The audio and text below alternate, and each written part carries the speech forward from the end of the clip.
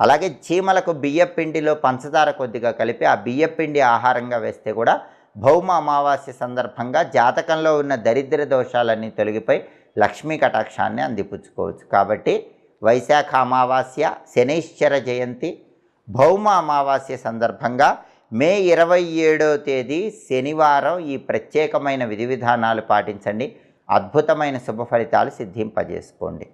నిత్య జీవితంలో మీకు ఎదురయ్యే అనేక రకాలైనటువంటి ఆర్థిక, ఆరోగ్య, కుటుంబ సమస్యలకి అతి సులభమైనటువంటి చక్కటి పరిష్కార మార్గాల కోసం ఎదురు చూస్తున్నారా? అలాగే జ్యోతిష శాస్త్రపరంగా ఎలాంటి పరిహారాలు పాటిస్తే జాతక దోషాలన్నీ తొలగిపోతాయో తెలుసుకోవాలనుకుంటున్నారా?